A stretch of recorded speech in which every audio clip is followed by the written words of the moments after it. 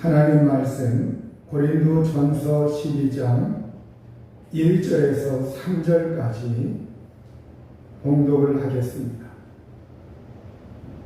형제들아, 신령한 것에 대하여 나는 너희가 알지 못하기를 원하지 아니하노니 너희도 알거니와 너희가 이방인으로 있을 때에 말 못하는 우상에게로 끄는 그대로 끌려갔느니라. 그러므로 내가 너희에게 알리노니 하나님의 영으로 말하는 자는 누구든지 예수를 저주할 자라 하지 아니하고 또 성령으로 아니하고는 누구든지 예수를 주시라 할 수 없느니라. 아멘. 기도하시겠습니다. 자비하신 아버지 하나님, 우리 하나님 앞에 나와 마음을 열고 살아계신 하나님의 말씀을 듣고자 하오니 이 시간 저희들에게 성령으로 감화 감동하시고 예수님의 귀한 은혜를 허락하여 주옵소서. 말씀을 통하여 저희들을 치료하여 주시고 강건하게 하시고 하나님의 생명이 풍성하게 부어지게 하여 주옵소서. 말씀의 지혜와 능력 주시길 원하오며 예수님의 이름으로 기도하옵나이다. 아멘. 사람에겐 호기심이 있습니다. 누구에게나 무엇인가를 알고자 하면서 호기심을 가지고 이 세상에서 살아가고 있습니다. 호기심이 있어 누구나 알고자 하는 욕구가 있습니다. 어린 아이들을 보면 호기심이 굉장히 많습니다. 이게 뭔가? 그러면서 어린 아이들은 질문을 많이 합니다. 자꾸 물어봅니다. 보통 만 3, 4세가 되면 3, 4세 어린 아이들은 약 1,500여 개의 낱말을 이해할 줄 안다고 합니다. 1,500단어의 말들을 이해할 수가 있고 그 가운데 1,000 정도, 1,000단어 정도의 그러한 말을 자기가 할 줄 안다고 합니다. 그리고 나서 그때에 이 3, 4세 때 1,500개의 낱말을 이해할 수 있는 이쯤에서 아이들이 가장 많이 질문하는 것이 있는데 그게 뭐냐? 바로 이게 뭐야? 이게 뭐지? 그러면서 무엇이라고 하는 말, 무엇이라고 하는 낱말, 이것을 가장 많이 사용한다고 합니다. 그래서 뭐야, 무엇이냐, 이걸 아이들이 질문을 하면서 거기에서 새로운 것을 배우게 되고 그 호기심이 증폭되면서 점점 새로운 단어에 대해서 어휘가 확충되기 시작을 한다고 합니다. 그래서 만 4, 5세가 되면 이제 아이들은 무엇이라고 하는 낱말에서 왜, 어떻게 이 낱말로 점점 바뀐다고 합니다.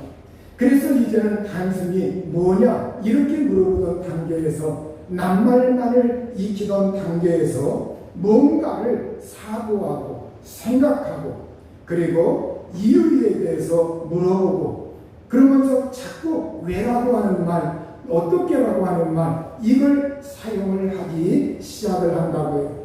뭔가 이렇게 자꾸 질문을 한다고 하는 거, 아이가 질문을 많이 한다고 하는 거, 이건 지능이 발달을 하고 있다고 하는 것을 말해주고 있어요. 말하기 능력, 생각하는 능력, 이러한 것이 아이에게 생겼다는 말입니다. 아이들은 질문을 통해서 이 세상을 알아가고 그리고 스스로 사고력을 키워나갑니다. 여러분, 어렸을 때 호기심이 많고 질문을 많이 할 줄 아는 아이들의 특징은 뭐냐? 그들의 인지 능력, 사고 능력, 추리 능력, 그리고 지능이 발달을 한다고 해요. 여러분, 사람은 살아가면서부터 이 세상에서 어떤 새로운 사실을 배워서 익히고 그것을 바탕으로 해서 질문을 하게 됩니다. 그래서 이 세상에서 사람들은 질문을 할 줄 아는 그러한 존재입니다. 질문을 하면 올바른 질문, 궁극적인 질문. 학문이라고 하는 말도 무슨 말입니까? 배울 학자에다가 물을 문자예요. 배우고 나면, 사람이 배우고 나면 질문을 할 줄 알아야 된다. 이것이 바로 학문이라는 말입니다. 여러분, 오늘 우리가 어렸을 적, 정말로 우리가 어렸을 적 이 부모님들이 어린아이에게 관심을 기울일 때 그 아이로 하여금 질문할 줄 알게 만드는 것. 이스라엘의 가정들은 어려서부터 밥상머리 교육이라고 해가지고 밥 먹을 때 밥상머리에서, 독일 사람들은 밥상에서 읽지 말아야 된다. 어른 앞에서 말하지 말아야 된다. 그 사고가 어떻게 보면 우리나라 교육과 통하는 면이 있습니다. 그런데 이스라엘 사람들은 그렇지 않습니다. 밥상머리에서 어려서부터 말을 하게 시키고, 그리고 그 밥상머리에서 어린 아이들에게 그날 있었던 일들을 얘기하게 만들고, 또 학교에 가면 무슨 질문을 선생님에게 너는 오늘 무엇을 질문했고 무엇을 알았고 무엇을 물어보았느냐, 이것들을 부모님이 많이 이야기하고, 또 부모님이 자기의 인생 경험에 대해서 아이들에게 이야기를 해주면서 그들은 점점 인지 능력이 발달한다.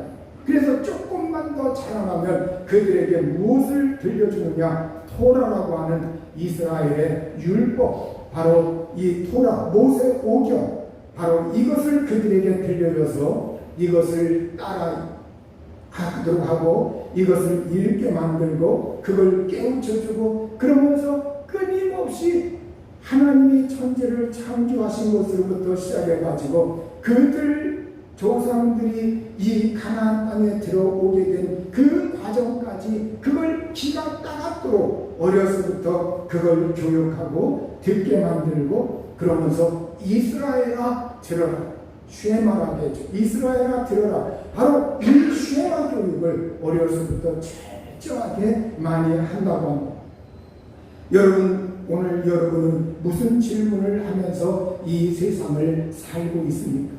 저는 어렸을 적 저의 질문이 있습니다. 제가 어렸을 적 7살, 8살, 9살, 10살, 11살, 12살 이때에 제가 가장 제 마음속에 자리 잡고 있던 질문들이 있는데, 그건 뭐냐? 저 푸른 하늘은 왜 파랄까? 저 푸른 하늘은 끝이 있을까? 사람이 죽으면 어떻게 되나? 과연 천국과 지옥은 있을까?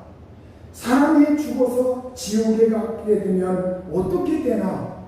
이것을 제가 어렸을 때, 특히 초등학교 들어가기 전에 이 질문으로 제 마음속에 꽉 들어차 있었어요. 제가 어렸을 때 우리 동네에 들어오는 신장로가 있습니다. 바로 국도에서 우리 동네에 들어오는 신장로가 있는데, 그것이 그 신장로가 동네 한가운데로 쫙 나눠져 가지고 저쪽 마을은 문마을이고 우리 마을은 아랫마을, 이렇게 해가지고 쫙 그 길을 통해서 나눠져 있습니다. 그런데 우리 동네에서 가끔 가다가 제가 어릴 때 사람이 죽어요. 사람이 죽으면 초상이 나죠. 사람이 죽으면 초상이 나면 저도 어릴 때에 어머니 아버지 따라서 그 초상난 집들 많이 이렇게 따라가 보았어요. 포장을 치고, 마당에 포장을 치고 사람들이 오고, 그런데 그 이제 사녀가 나가는 날, 사녀가 나가는 날은 그 사녀 뒤를 이제 만장기도 뭐 이렇게 또 사람들이 막 상복 입고 울면서 통곡하면서 쭉 따라갑니다. 그러면서 그것이 공동묘지를 향해서 쭉 나가면서 정말로 거기에서 이제 10리, 20리 정도 떨어진 그러한 공동묘지를 향해서 이렇게 사녀가 나가는 걸 어려서 많이 보았습니다. 그러한 것을 보면서 죽음에 대해서 제 마음속에 자리 잡았어요. 사람은 죽는구나. 살다가 죽는구나. 죽고 나서 무슨 세계가 있을까? 죽고 난 다음에 어떻게 될까? 이것이 제 어릴 때에 굉장히 제 마음속에 많이 있던 질문입니다. 여러분, 그런데 이러한 질문들이 제가 전도를 갖고 나서 예수님을 믿고 나서 성경을 통해서 교회에서 설교의 말씀을 통해서 이러한 문제가 해결받기 시작했어요. 아, 그렇구나. 내세가 있구나. 천국이 있구나. 그리고 예수님 믿는 사람들은 부활하는구나. 그리고 천국에 들어가서 영원히 그곳에서 영생하면서 사는구나.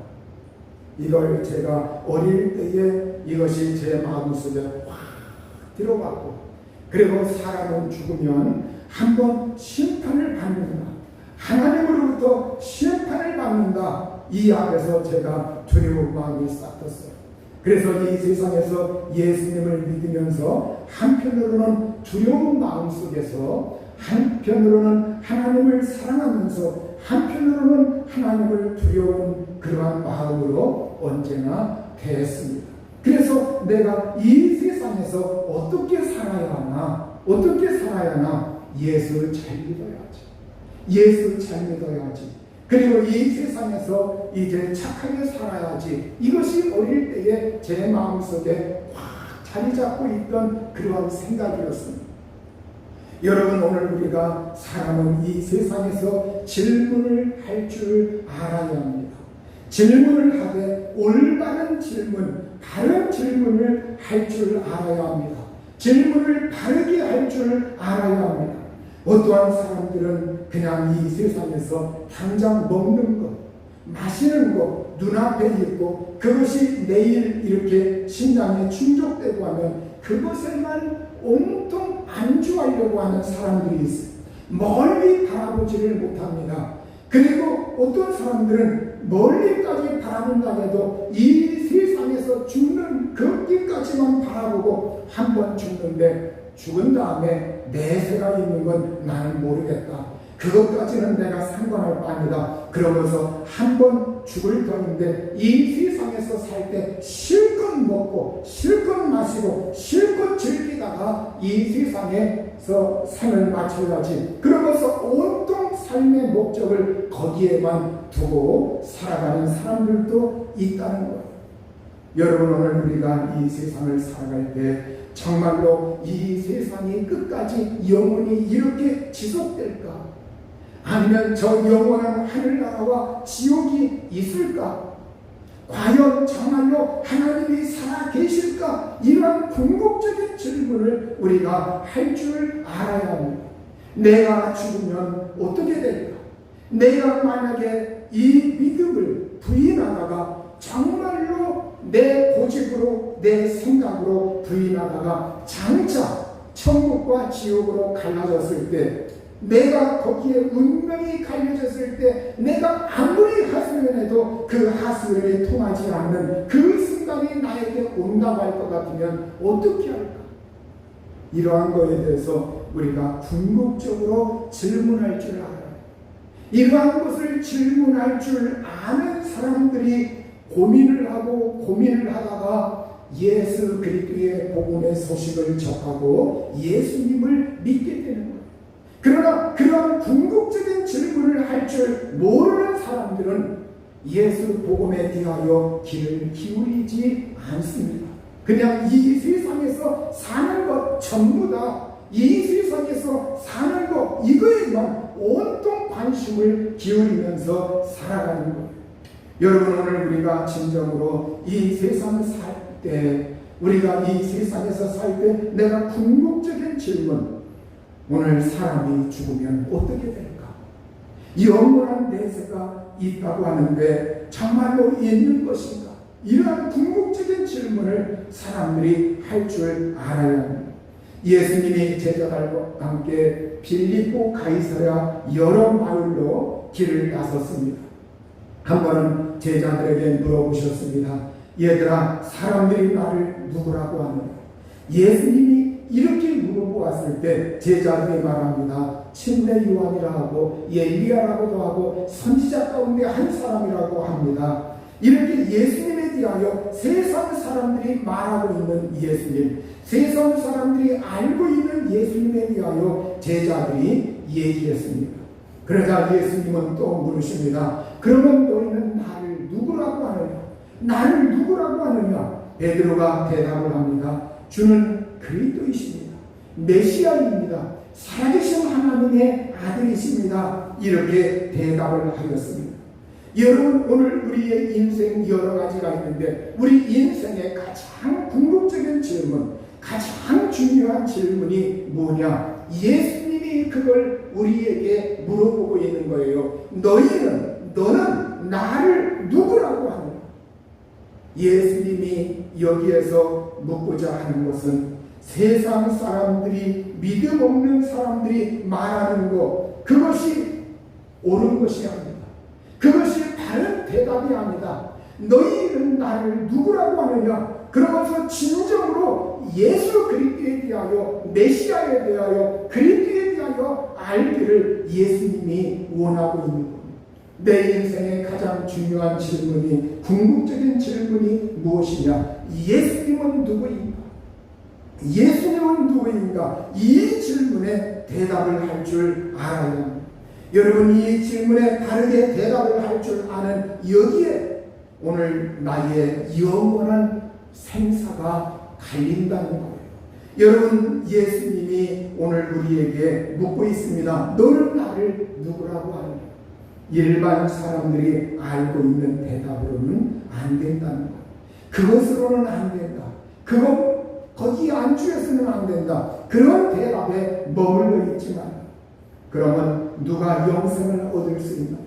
누가 영생에 들어갈 수 있나요? 성경은 요한복음 17장 3절에 영생은 곧 유일하신 참 하나님과 그가 보내신 자 예수 그리스도를 아는 것이다, 이렇게 말씀을 하고 있습니다. 영생이라고 하는 것, 영생에 접근하는 유일한 것은 바로 우리가 참 하나님을 알고, 한 분이신 참 하나님을 알고 하나님 아버지가 보내신 예수 그리스도를 아는 것, 여기에서부터 우리가 영생이 출발된다는 거예요. 여러분, 오늘 우리가 진정으로 유일하신 참 하나님, 예수 그리스도를 알고 있는 그러한 믿음의 사람이 되셔야 할 줄로 믿습니다. 그러면 예수님은 누구이신가요? 바로 예수님은 그리스도이시요 하나님의 아들이시다. 베드로가 대답을 한 이 대답이 오늘 나의 대답이 되어야 합니다. 그리스도라고 하는 말은 메시아라고 하는 말입니다. 구약의 메시아, 그리스도, 이 메시아 기름 부음 받은 자, 바로 성경에 하나님께서 약속을 하신, 하나님께서 선지자를 통해서 우리에게 메시아를 보내겠다, 구원자를 보내겠다, 이 약속하신 분이 누구냐? 그분이 예수 그리스도이시다. 바로 이 예수님이 구약 성경에 약속해 놓은, 하나님이 우리에게 구원자로 보내시겠다고 약속해 놓으신 메시아이시다. 바로 주님은 그리스도이시요, 당신은 그리스도이시요, 메시아이시요, 주님이십니다. 하나님의 아들이십니다. 이것을 우리가 고백할 줄 알아야 합니다. 여러분, 그러면 예수님은 어떻게 이 세상에 오셨나요? 예수님은 어떻게 이 세상에 보냄을 받았는가요? 요한복음 1장 1절에 태초에 말씀이 계셨고 그 말씀이 하나님과 함께 계셨는데 그 말씀은 하나님이셨다고 우리에게 말씀을 하고 있습니다. 여러분, 예수님이 구약시대에 또 창세 전에, 이 세상을 창조하기 이전에 예수님이 존재하신 방식이 있어요. 예수님이 존재하신 방식이 뭐냐? 말씀으로 예수님께서 계셨다는 거예요. 그때는 예수님이 육체가 없었습니다. 그때는 예수님이 우리 마냥 지금 몸을 가지고 계신 것이 아닙니다. 그런데 그 예수님이 어떤 방식으로 계셨느냐? 말씀으로 계셨다는 거예요. 그런데 여러분, 요한복음 1장 1절에 이 말씀은 로고스라고 합니다. 이 로고스라고 하는 말, 그런데 이 로고스라고 하는 말을 처음 사용한 사람이 있어요. 바로 이 로고스란 말을 처음 사용한 사람이 그리스의 에베소 지역에 살던, 지금은 터키로 되어 있지만 그 당시에 그리스권이었습니다. 바로 거기에 있었던 헤라클레이토스라고 하는 그리스의 철학자였어요. 이 그리스의 철학자가 로고스 사상을 발전시켰는데, 로고스에 대해서 만물의 이치, 이성, 언어, 수리, 연설, 이법, 사상, 생각, 이치, 이러한 모든 의미에 대해서 사상을 전개시키고, 그 로고스라고 하는 말에는 그러한 의미가 있다고 이렇게 이제 이론을 전개합니다. 그런데 이 요한복음의 요한이 고향이 어디냐? 에베소입니다. 에베소. 그래서 헤라클레이토스보다 한참 몇백 년 지나서, 몇백 년 지난 다음에 이 에베소에서 출생한 요한이라고 하는 사람이 성장하면서 헤라클레이토스의 이야기를 듣게 되고, 그리고 그 로고스라고 하는 말이 어떤 말인가를 알게 됩니다. 이해하게 됩니다. 자기 고향에서 있던 그 철학자요, 그리고 그가 말하는 로고스, 그러면 그 로고스라고 하는 말이 그 당대에 사상이요, 언어요, 이법이요, 이치요, 우주의 모든 운행하는 법칙이요, 이 모든 아주 총체적인 의미를 가지고 있는 게 로고스더라 이거예요. 이 요한이 예수님을 알고 있을 때, 예수님에 대해서 알고 있을 때, 이 예수님이 바로 이 세상에 예수님을 소개해야 되는데, 예수님을 알려야 되는데, 예수님을 어떻게 하면 가장 잘 알릴 수가 있을까? 예수님을 어떻게 하면 가장 잘 소개할 수가 있을까? 이 세상에 오시기 전에 존재하신 그 예수님, 그 어떤 방식으로 존재하셨는가를 사람들에게 설명해 줘야 되는데, 그걸 어떻게 표현을 할 수 있을까? 요한이 볼 때 로고스라고 하는 그 말, 이 로고스라고 하는 말에는 모든 의미를 함축하고 있다. 그러면서 요한은 하나님으로부터 계시를 받습니다. 바로 이 세상의 모든 그러한 이치의 의미를 포함하고 있으면서도 거기에 그 이치와 그 의미를 뛰어넘는 바로 로고스라고 하는 그 말을 사용을 하기 시작해요. 그래서 태초에 말씀이 계시니라, 태초에 로고스가 계시니라, 이 로고스가 하나님과 함께 계셨으니 바로 그는 곧 하나님이시다. 그러면서 이 로고스가 말씀이신데, 그런데 여러분, 헤라클레이토스 이 철학자가 주장한 로고스는 인격적인 로고스가 아닙니다.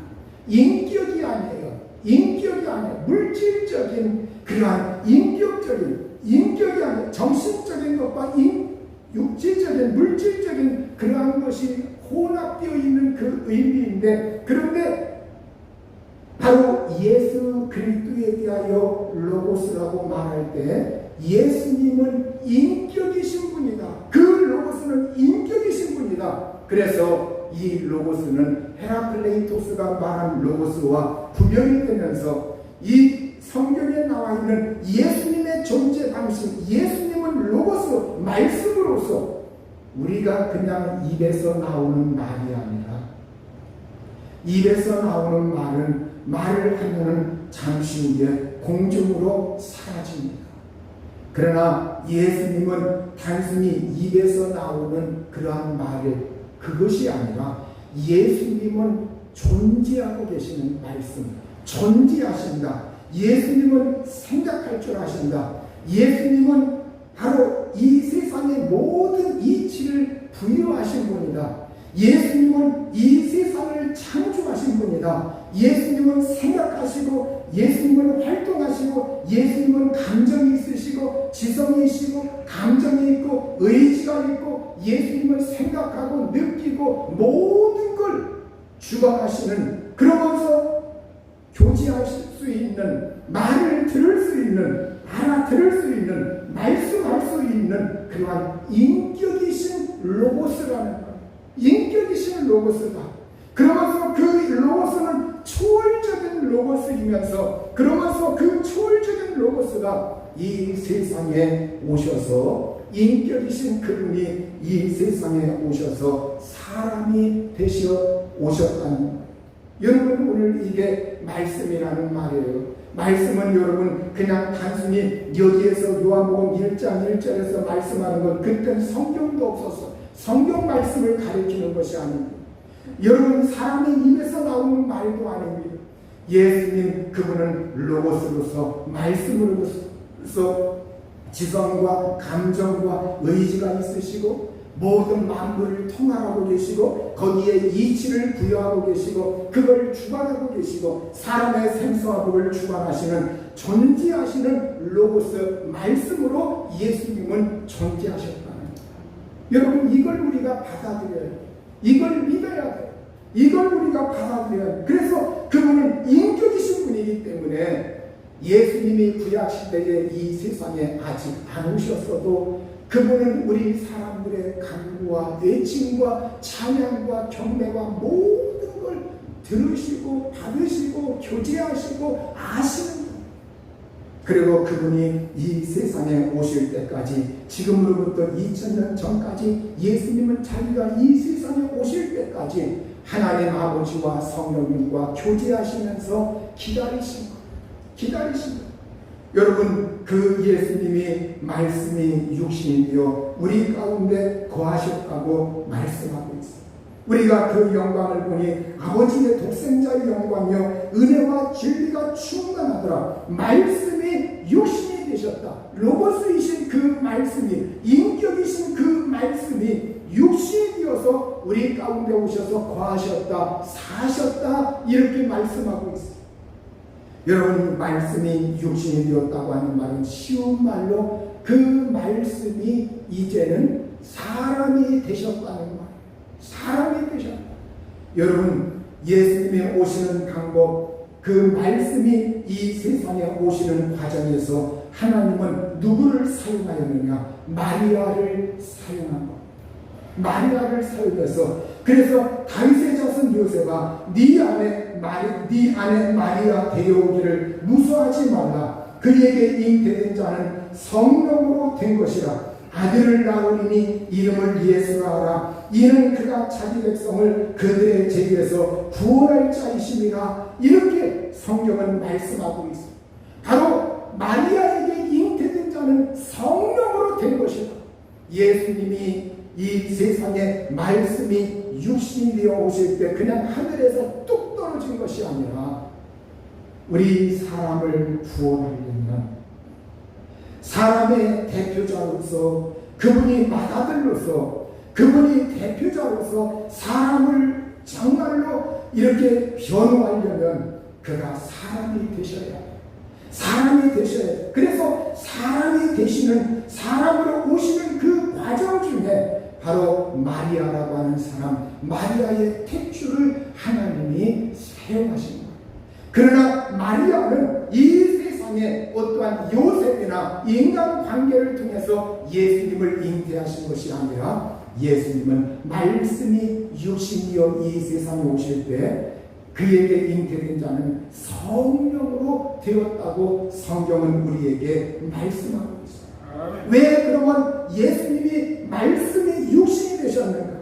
왜 예수는 말씀이 육신이 되셨는가? 왜 그가 말씀이 육신이어서 왜 말씀이 사람이 되셨는가? 성경 레위기 17장 11절은 육체의 생명은 피에 있음이라. 내가 이 피를 너희에게 주어 제단에 뿌려 너희의 생명을 위하여 속죄하게 하였나니 생명이 피에 있으므로 피가 죄를 속하느니라. 이렇게 구약시대에 생명이 피에 있다.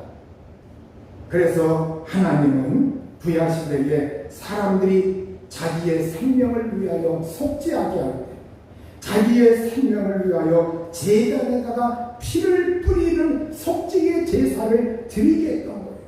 여러분, 오늘 이것처럼 성경은 피 흘림이 없은즉 사함이 없느니라 히브리서 9장 22절에 말씀을 하고 있는데, 바로 말씀 자체에 말씀으로 존재하실 때 그 말씀은 육신이 아니었기 때문에 피를 흘릴 수가 없는 거예요. 그래서 그분이 이 세상에 구원자로 오시기 위해서 피를 흘려 우리의 생명을 속하기 위해서, 우리의 죄를 용서하기 위해서 그분이 피를 흘리기 위해서 말씀이신 그분이 육신이 되어서 사람이 되어서 오신 거예요. 육신이 있어야만 피를 흘릴 수가 있는 겁니다.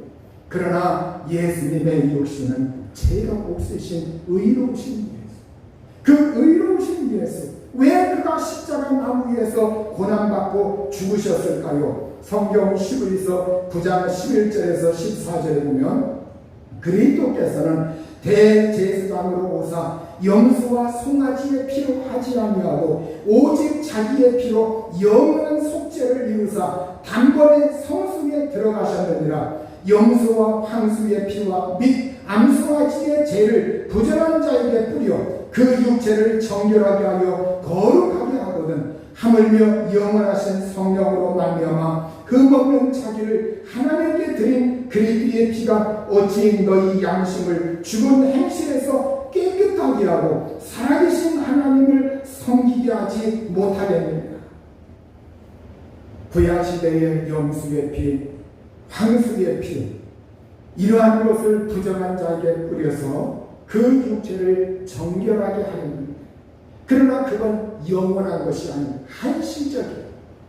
영원한 것이 아니죠. 이렇게 해가지고 거룩하게 되었는데, 그러면 의로우신 그 예수 그리스도께서 그 예수님이 성령을 통해서 성령으로 말미암아 흠없는 자기 자신을, 아무 흠이 없는 자기 자신을 하나님께 드려서 그 피로 말미암아 우리를 정결하게 했다는 것.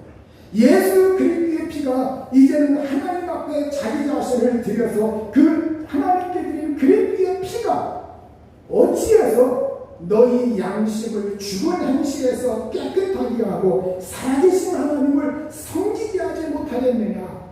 이 말씀은 예수 그리스도의 그 피는 우리의 양심을 깨끗하게 하고 하나님을 섬기게 하는 그 능력이 있다고 하는 것을 말씀하는 거예요.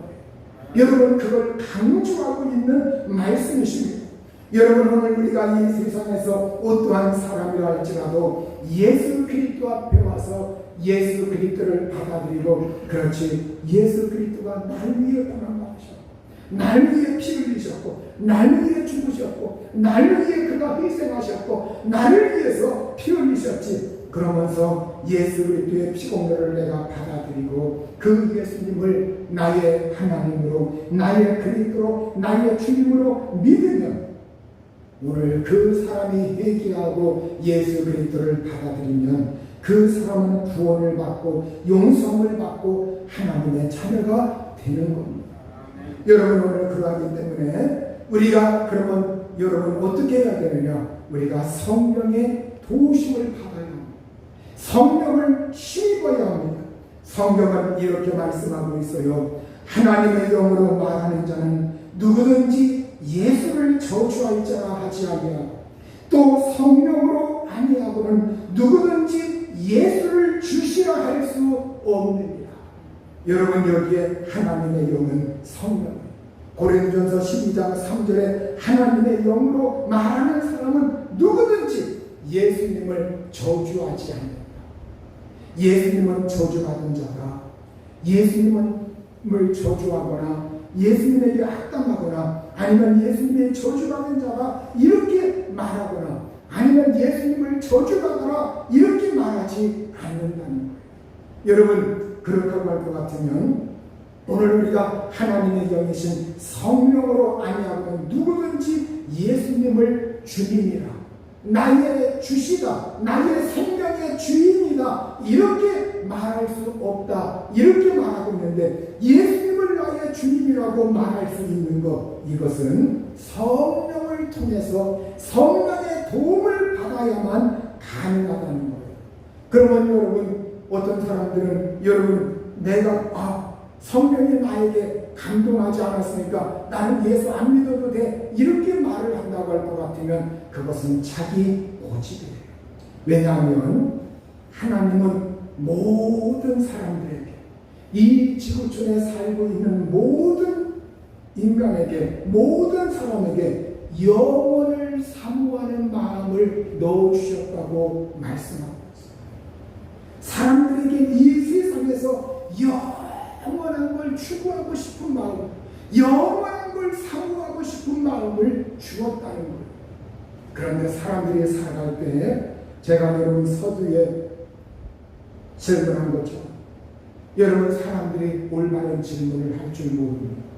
이 세상에서 살면서, 이 세상에서 순전히 이 세상에서 육신적인 거, 물질적인 거, 이것만이 전부다, 그렇게 생각을 하면서 그렇게 살아가다 보니까 사람들은 마음이 무뎌지고 올바른 궁극적인 질문도 할 줄 모르고 그걸 스스로 망각해버리고 올바른 질문을 어떻게 하느냐, 올바른 질문을 할 줄 알아요. 내가 왜 살아가는가? 과연 저 영원한 내세가 있는가? 사람이 죽고 나서 심판이 있는가? 과연 천국과 지옥이 있는가? 그러면 이 세상에 예수님 믿는 사람들이 과거로부터 그렇게 수많은 사람이 믿었는데, 대통령도 믿었고 장관도 믿었고 학자도 믿었고, 그리고 정말 이 세상에 예술가도 믿었고 농부도 믿었고 어부도 믿었고 근로자도 믿었고 노동자도 믿었고 학생도 믿었고 어린아이도 믿었고, 여러분 그렇게 믿는 사람들이 동서고국을 막론하고 이 지구촌에 수없이 많이 있었고 수없이 많이 존재하고 있는데, 그런데 내가 그 사실을 부인한다고 할 것 같으면 어떻게 돼요?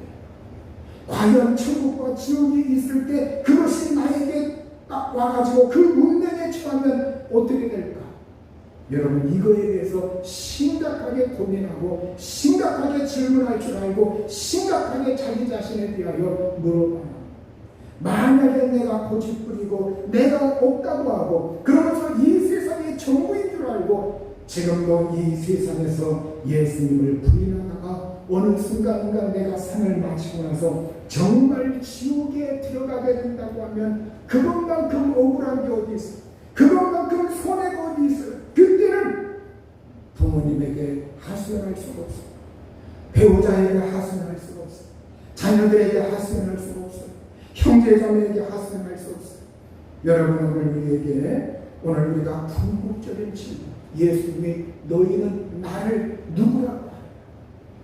오늘 그 질문 앞에 예수님은 나의 생명이시오, 예수님은 나의 죄를 용서하신 분이요, 예수님은 나의 구세주이시오, 예수님은 나의 주님이시오, 예수님은 나의 그리스도이시오, 예수님은 나의 구원자이시오, 예수님은 나의 성자 하나님이십니다.